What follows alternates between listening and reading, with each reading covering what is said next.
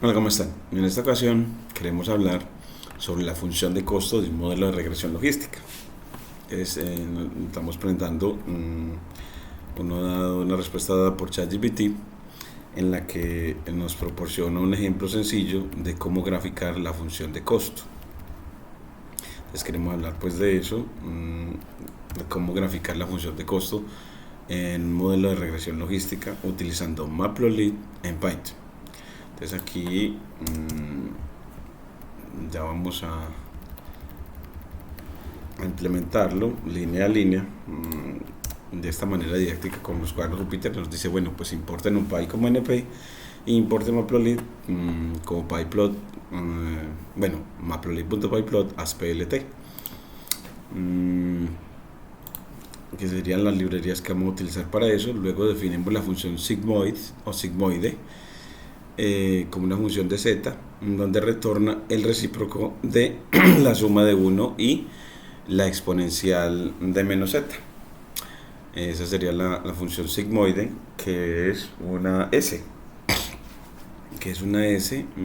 y uno pues podemos graficarla aquí rápidamente, la función que define a la función logística. Entonces esa S pues aquí le damos correr y en la siguiente pues la graficamos como para recordarla en la línea de código. Entonces aquí le decimos pues dame unos valores z. Esa función está definida para cualquier número real, entonces la podemos definir para números reales negativos entonces aquí ponemos np.arrange para generar una progresión aritmética de menos 10 hasta 10 con incrementos de 0.1 y luego le decimos que grafique con plt.plot para gráfico de líneas a z contra sigmoid de z.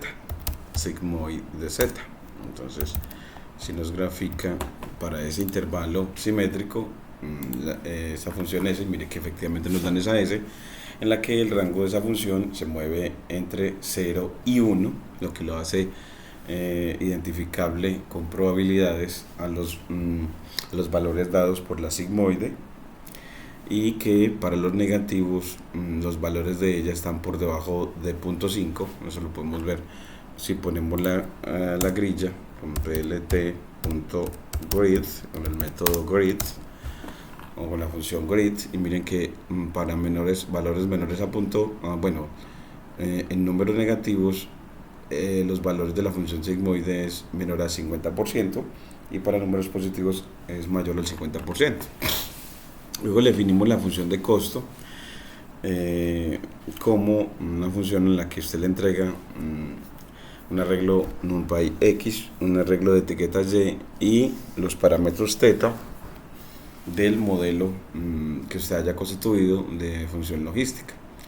Y aquí, bueno, pues le pedimos que tome a m como la longitud del vector y o de las predicciones, y calcule h, la hipótesis o el modelo, como sigmoide de x arroba θ, es decir, del producto escalar entre x y θ, y luego calcule como costo a el promedio de menos y punto, el promedio de menos y por el logaritmo de h menos y por el logaritmo de 1 menos h. Entonces esa sería nuestra función de costo, y nos pedía ChatGPT que asegúrese que esa función le entregue siempre números reales. Entonces, bueno, pues que cuando le evalúe le dé números reales. Entonces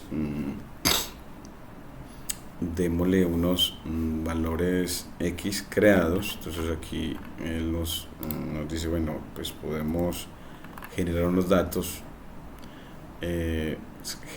estableciendo una semilla aleatoria con nb.random.seed y luego un x como un arreglo dos dimensional de 100 por 1, es decir, de 100 filas por una columna, números aleatorios con la función rand, que nos genera números que distribuyen normal y multiplicados por 2, entonces así nos quedan números, mientras que así generábamos con np.random.rand generamos números, no distribuye normal sino uniforme, generamos números entre 0 y 1, así ya generaríamos números entre 0 y 2, y luego genera estas etiquetas como 4 más 3 veces esos números más un ruido que distribuya normal de 100 por 1 y tome solamente los que sean mayores que 6.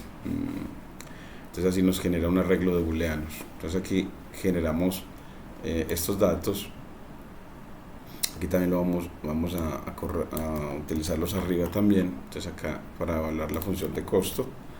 Entonces los generamos y le decimos, bueno, faltaría el vector teta. Entonces que inicialmente podría ser un vector de ceros. Entonces aquí nos dice, bueno, pues puedes generar un vector de ceros, una matriz de 2 por 1, entonces aquí le dices teta igual a np.ceros de 2 por 1, entonces aquí generamos ese vector de ceros, entonces teta igual a np.ceros y le das una tupla de 2,1 de 2 filas, una columna, un vector columna, y así ya lo generas, y cuando lo tienes evalúas esa función. Entonces llamamos a la función cost function.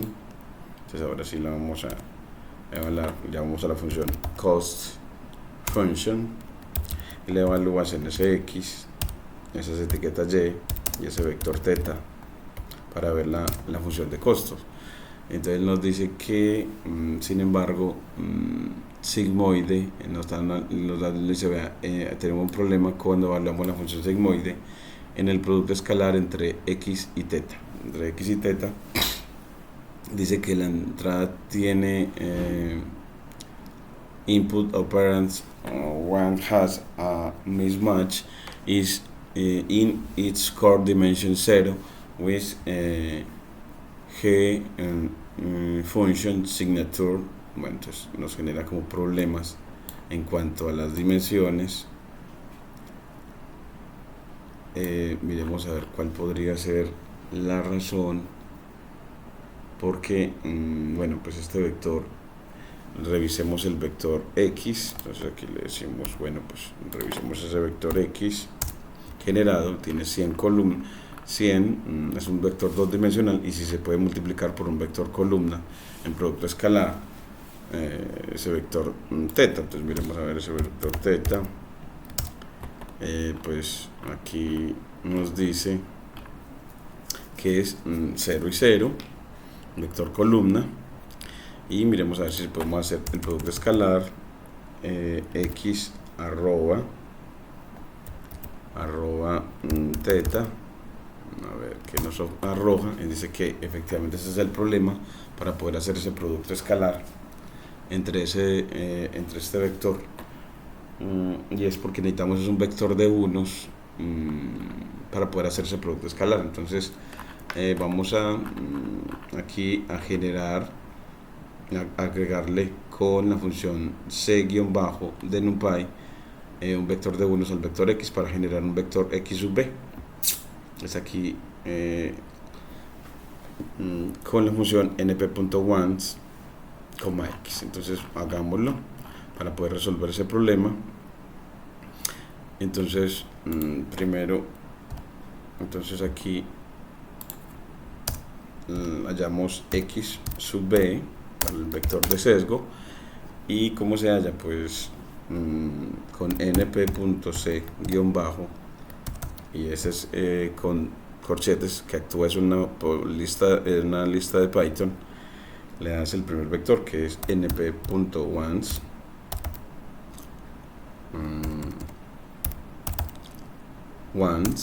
unos, y le das una tupla, en este caso creo que es de 100 por 1, que le dices 100 por 1, y coma x para que concatene ese, y aquí ya evaluar la función s en x sub b. Entonces ahora sí, ya ahora sí nos da que ese costo da 0, nos da un costo de 0 en este caso, pero miremos que nos da efectivamente un escalar cuando evaluamos la función. Entonces es que siempre la función de costo tiene que tener el vector x, tiene que tener el vector de sesgo, que es el vector de unos asociado, entonces que siempre lo tenemos que pegar. Y luego nos dice, bueno, genera la función gradient descent o gradiente descendente, que actúa sobre x, y, teta, alfa y un parámetro iteration, y haya la longitud del vector y como m, luego haya la cost history con np.0 iterations, evaluado el número de iteraciones, es decir, vamos a generar un vector de ceros que cambia con el número de las iteraciones, y luego para ahí en el rango de las iteraciones calculamos a h como la sigmoide de x arroba teta, y luego el gradiente, que va a ser 1 sobre m por x.t arroba h menos y teta va a ser teta menos alfa por el gradiente, y el costo history de ahí va a ser el costo de la función, en x, y, teta. Entonces primero el cost history arranca con un vector de ceros y luego se actualiza, como al evaluar la función de costo en ese vector en x, y, teta, y luego nos retorna teta y el costo histórico, esa función gradiente descendente. Entonces aquí, bueno, vamos a correrla,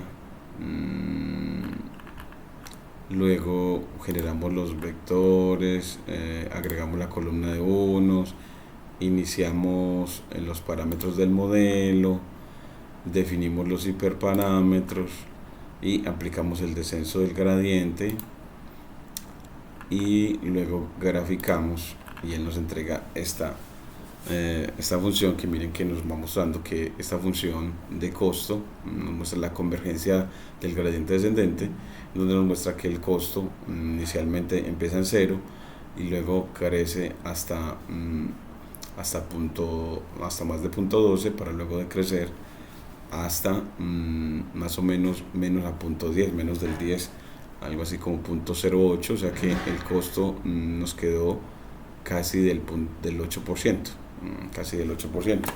un costo pequeño. Así este código nos generó los datos de ejemplo para un problema de clasificación binaria y utiliza el descenso del gradiente para entrenar un modelo de regresión logística.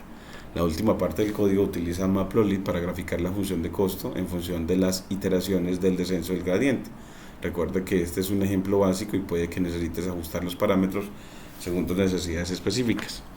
Entonces miren que nos va mostrando, nos grafica iteraciones contra costo, como al ir realizando más y más iteraciones, la función de costo como va cambiando, y que la función de costo es en realidad, a medida que él va iterando, nos va mostrando cuál es el mejor modelo al que llega, al mejor modelo al que obtiene. Una manera también de ver ese mejor modelo es decirle, bueno, y dígame entonces ese teta óptimo a la medida que va haciendo este proceso. Ese teta óptimo, yo quiero, después de que él termina de hacer todas las iteraciones, pues podemos decirle, dame el teta optimal, aquí teta optimal, y él me genera el último de los teta, que fue menos 0.19, 1.31, que es entonces los parámetros del mejor modelo que nos dio el menor costo, la función de costo, o sea, el mejor modelo, o el que ofrece mejor desempeño. Muchas gracias.